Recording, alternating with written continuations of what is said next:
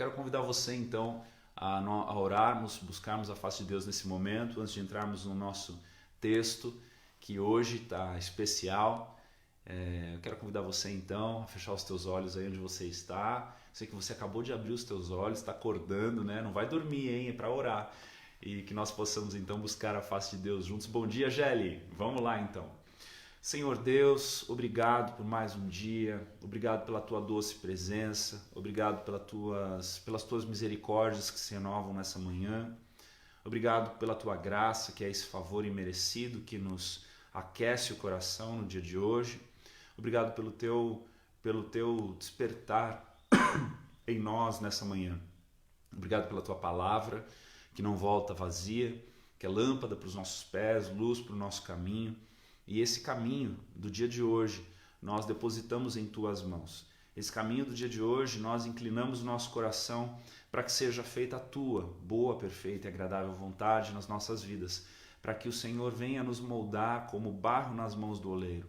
Para que o Senhor venha nos conduzir a pastos verdejantes, a águas tranquilas, a lugares de vida, de abundância. E que o Senhor, que é o próprio bom pastor, que é a porta do aprisco, que é aquele que nos guarda, Senhor, que o Senhor continue ministrando ao nosso coração. Que esse start de hoje, que esse momento de bom dia, que esse momento de intimidade, que esse momento de oração, que esse momento de compartilhar a Tua Palavra, seja, Senhor Deus, aquela chama piloto, para que, Senhor, no momento em que o termostato espiritual apresentar a variação de temperatura, que essa chama piloto acenda no nosso coração e que nós possamos trilhar esse dia, Senhor, na Tua perfeita presença. Que o Senhor, Espírito Santo de Deus, que habita em nós, nos conduza assim como conduziu Filipe ao eunuco, assim como tem conduzido a igreja.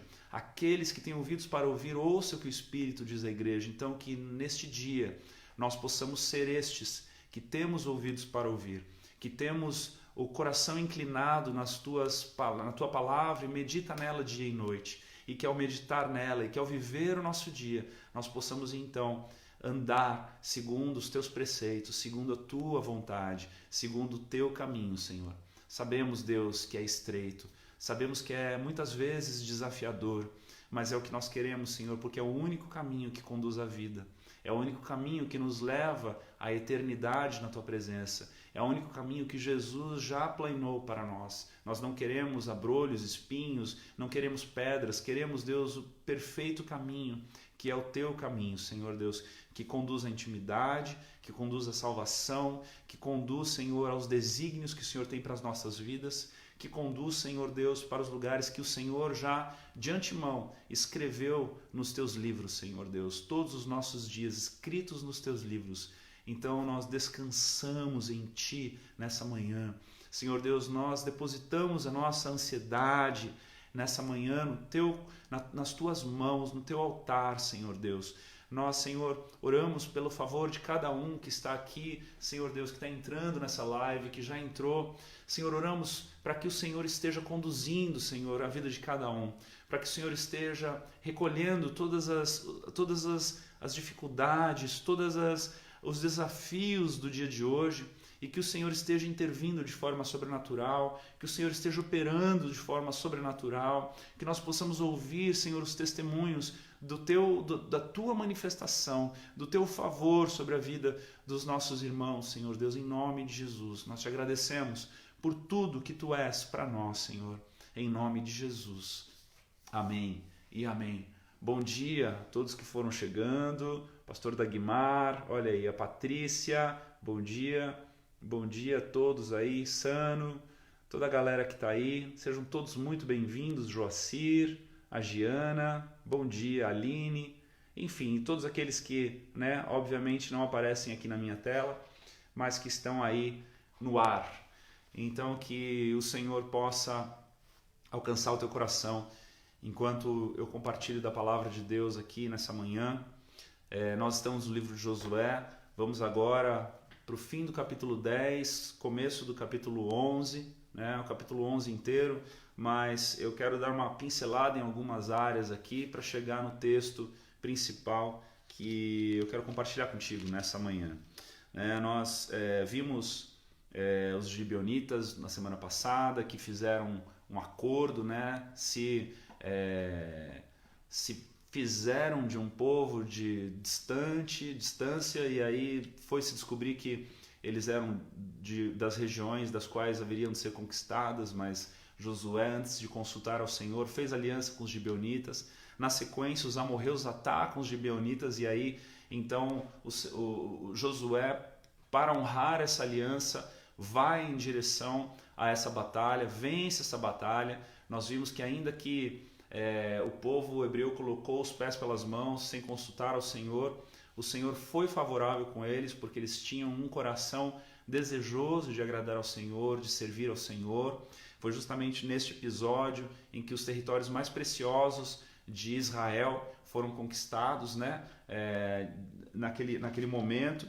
E aí o Senhor continua dando muitas e muitas vitórias para o povo hebreu. O Senhor continua alargando as estacas, continua dando o acesso a Canaã, e não há povo nenhum que prevaleça contra o povo hebreu, contra o exército de Josué.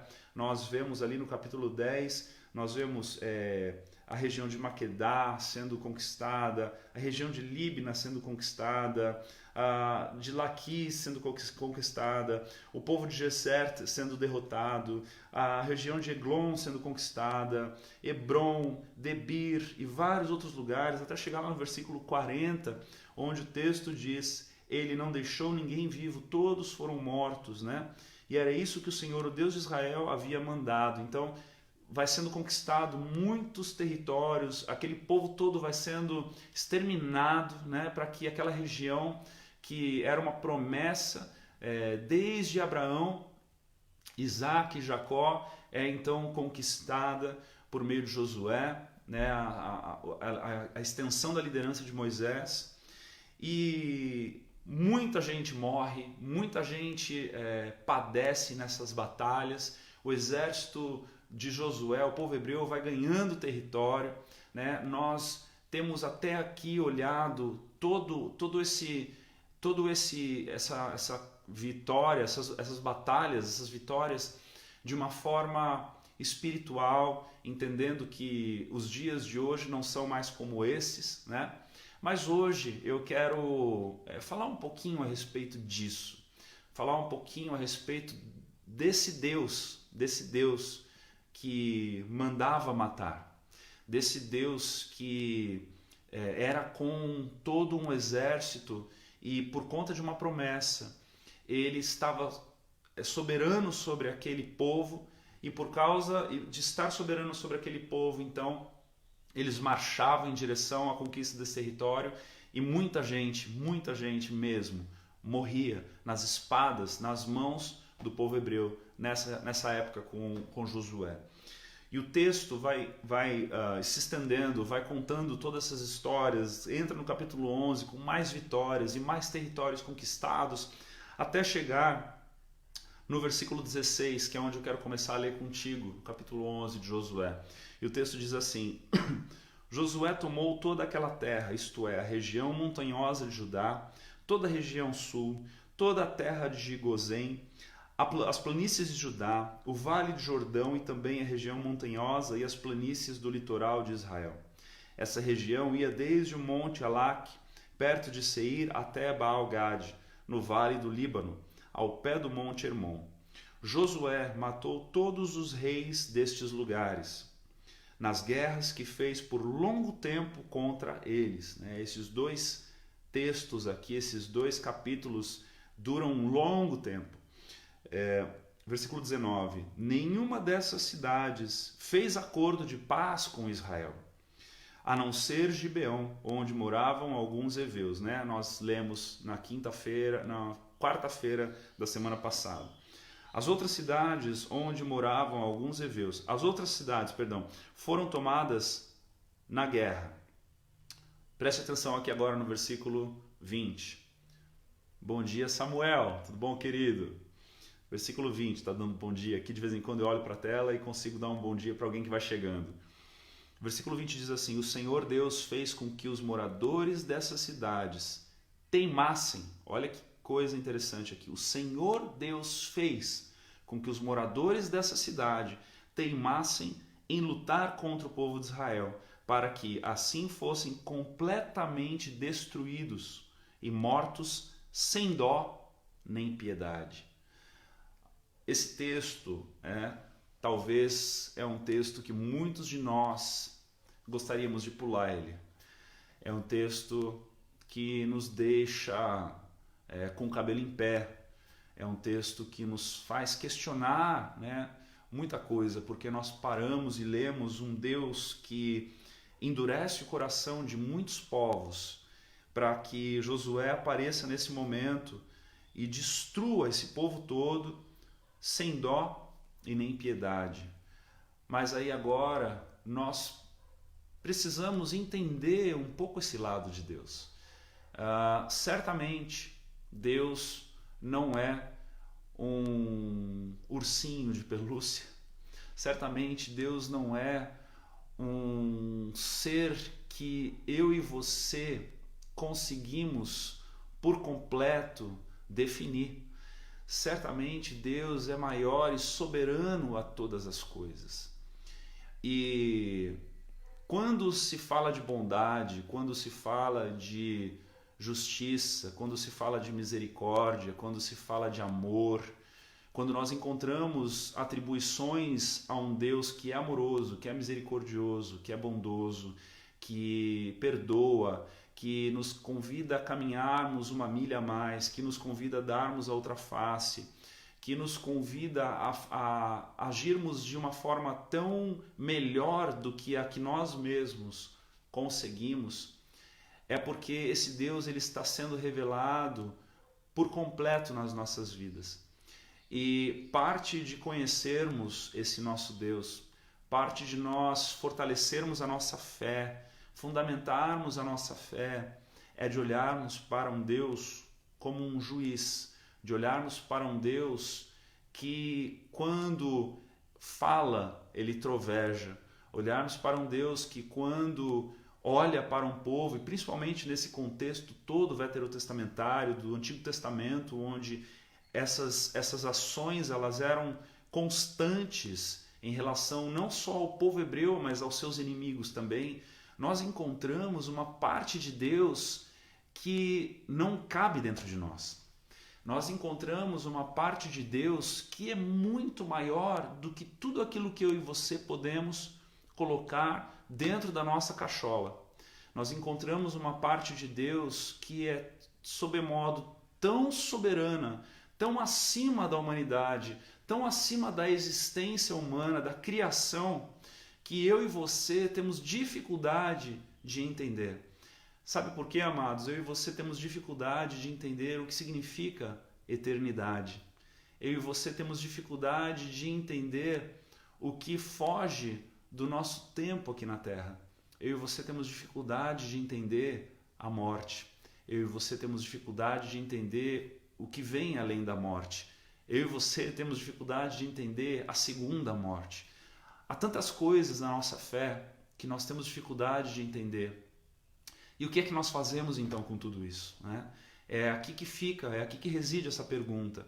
Quando nós nos achegamos a um texto como esse, o Senhor Deus fez com que os moradores dessas cidades teimassem em lutar contra o povo de Israel. Não seria tão mais fácil nós chegarmos aqui nesse momento?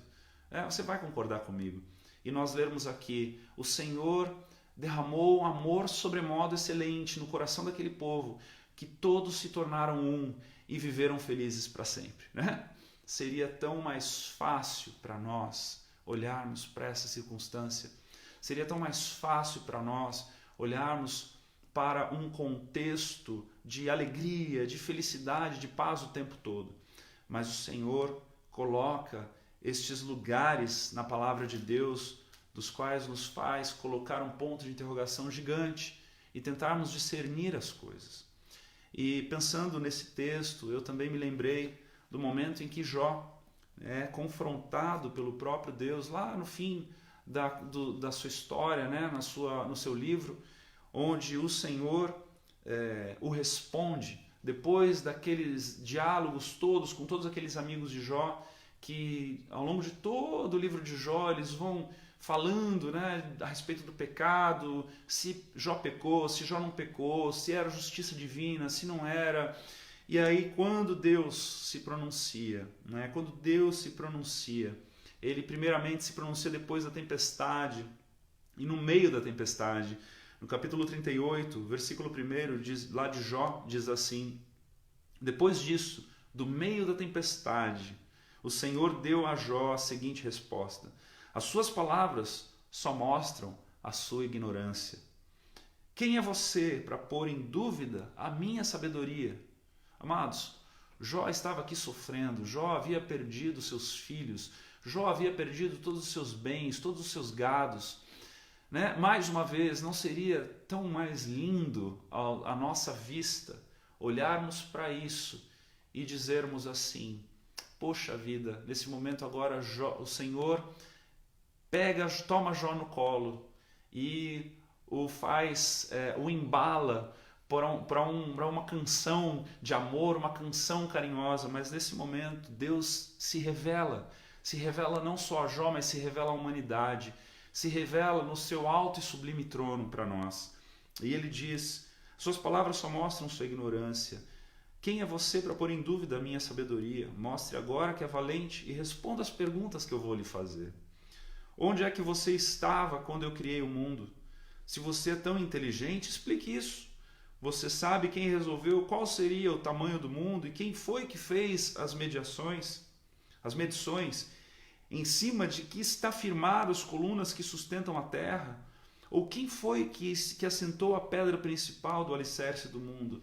E assim o Senhor continua falando a respeito dessa soberania toda, continua falando a respeito dessa forma de enxergar as coisas. Tem um outro episódio lá no livro de Daniel também, quando o rei Nabucodonosor é encontrado como um homem altivo, é encontrado como um homem que é flagrado na altivez do seu coração. E aí, nesse momento, né, Daniel vai explicar o sonho que Nabucodonosor teve a respeito do seu próprio reino. E aí acontece lá no capítulo 4 de Daniel, versículo 28, quando diz: de fato, tudo isso aconteceu com o rei Nabucodonosor. 12 meses mais tarde, ele estava passeando no terraço do seu palácio, na cidade de Babilônia, e disse: como é grande a cidade de Babilônia! Com o meu grande poder, eu a construí para ser a capital do meu reino, a fim de mostrar todos a minha grandeza e a minha glória. Olha que risco, né? Ele é flagrado no orgulho do seu coração de achar que havia feito grandes coisas. E aí, naquele mesmo instante, versículo 33, cumpriu-se a sentença contra Nabucodonosor. Ele foi expulso do meio dos seres humanos e começou a comer capim como os bois. Dormia ao ar livre e ficava molhado pelo sereno. Ou seja, ele ficou louco. Ele ficou louco por um período, para que Deus recobrasse a sua humildade, para que Deus recobrasse a sua simplicidade. Aqui é uma palavra-chave, duas palavras-chave: humildade e simplicidade. Quando Nabucodonosor cai em si e Deus restaura a sua mente, ele diz: o poder do Altíssimo é eterno, o seu reino não terá fim. Para ele, os seres humanos não têm nenhum valor.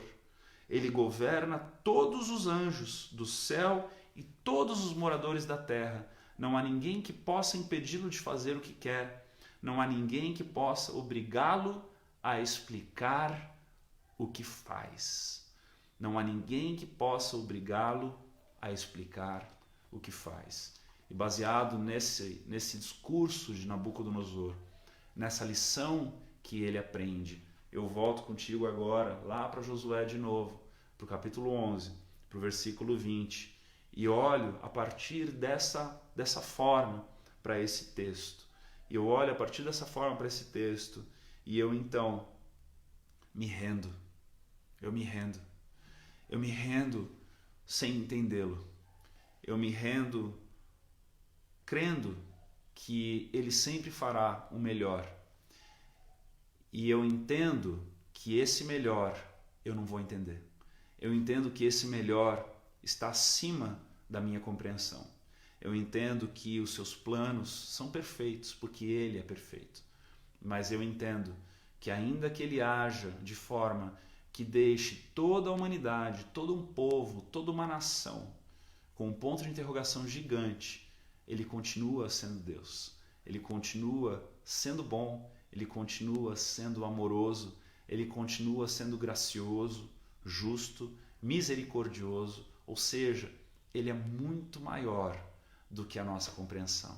Ele é muito maior do que essas frases formadas que a gente pode encontrar por aí.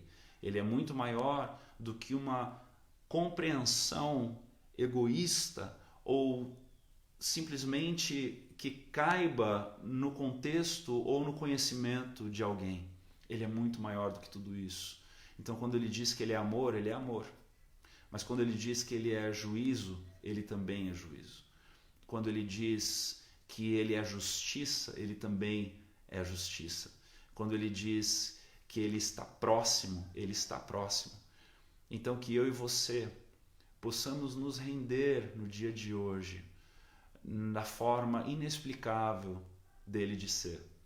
Que eu e você não pulemos estes momentos tão marcantes na palavra de Deus quando eu e você estivermos lendo a palavra de Deus, mas que eu e você nos rendamos a algo que vai muito além da nossa explicação, a algo que é muito maior do que uma teologia sistemática, muito maior do que a boa explicação de um grande teólogo, ou a boa explicação de um grande pastor, ou de uma pessoa que teve uma grande revelação.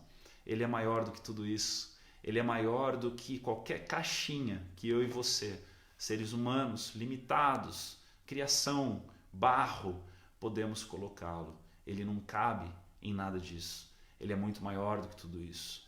E sabe o que isso me faz? Me faz temer ao Senhor. Esse aqui é o verdadeiro temor ao Senhor.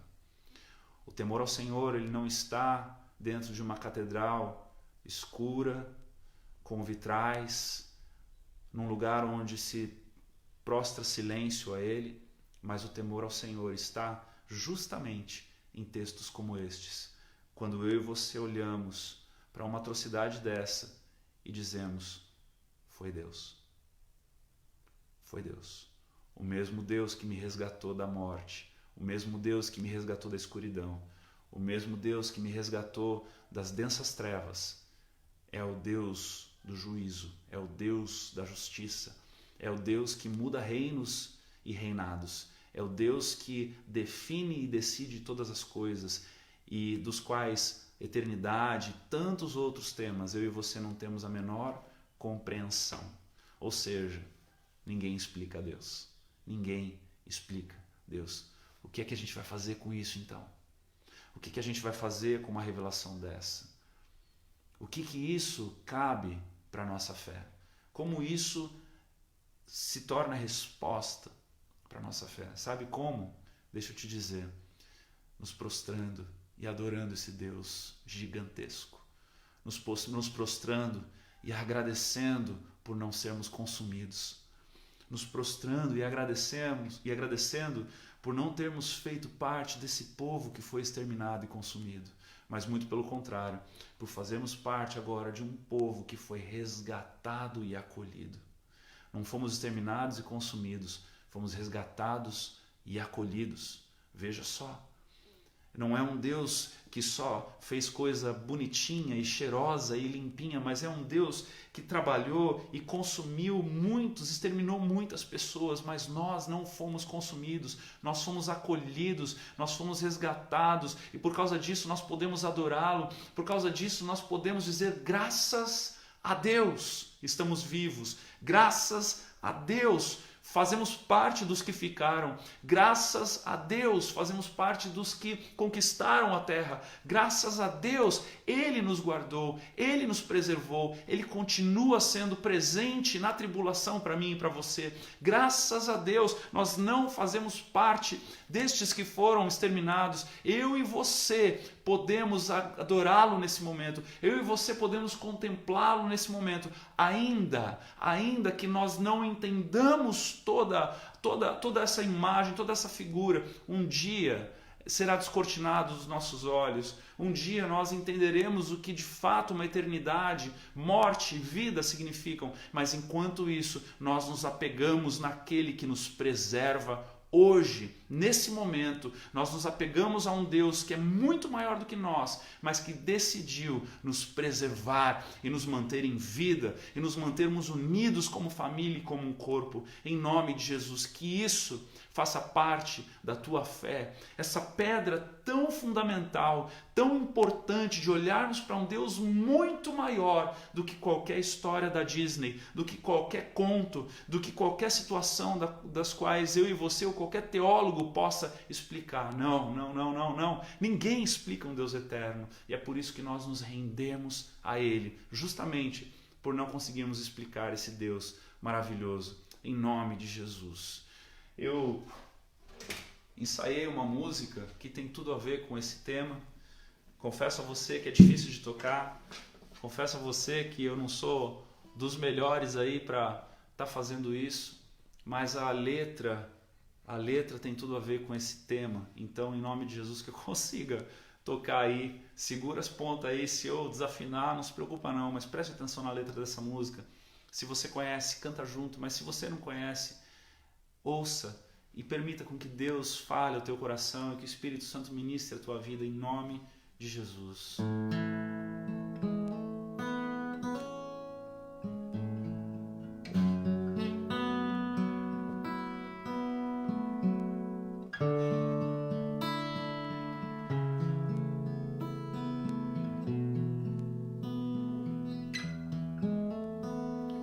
Nada é igual ao seu redor. Tudo se faz no seu olhar.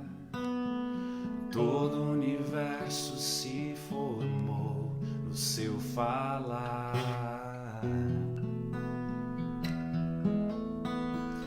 Teologia pra explicar, ou Big Bang pra disfarçar.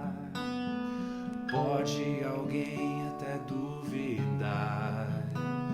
Sei que há um Deus a me guardar, e eu, tão pequeno e frágil, querendo sua atenção. No silêncio encontro resposta certa então.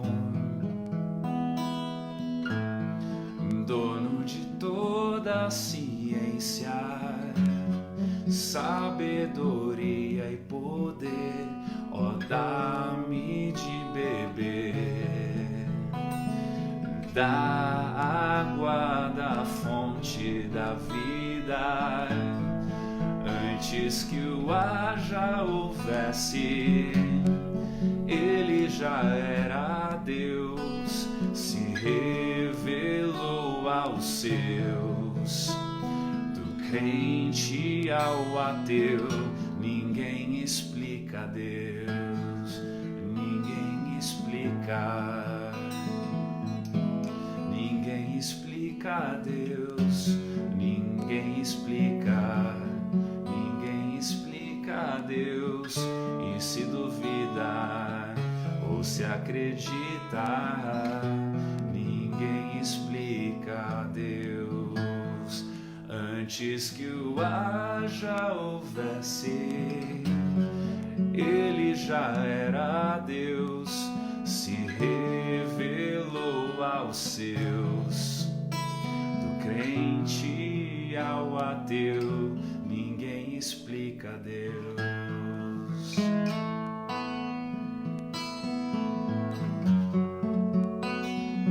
Te adoramos, Senhor Deus. Tu és inexplicável, Senhor Deus. E nós nos prostramos à tua boa, perfeita e agradável vontade, ainda que não entendamos ela, Senhor Deus. Te agradecemos, Deus, por não termos sido consumidos. Senhor, sabemos que o salário do pecado é a morte, e o dom gratuito de Deus é a vida eterna, e nós nos rendemos a Ti por termos sido escolhidos, Pai, como aqueles que vivem. E que no dia de hoje, Senhor Deus, a nossa gratidão seja, Senhor Deus, o que mais ocupe o espaço do nosso coração, Senhor Deus. Por um Deus que é juízo e a justiça e ainda assim decidiu nos amar. Obrigado, Senhor Deus, pela Tua vida no nosso coração e na nossa vida. Em nome de Jesus. Amém. Que Deus te abençoe no dia de hoje. Que você desfrute dessa vida de forma completa, integral, porque Ele decidiu te amar ao invés de te exterminar. Porque Ele é Deus e Ele te ama. Deus te abençoe e um bom dia.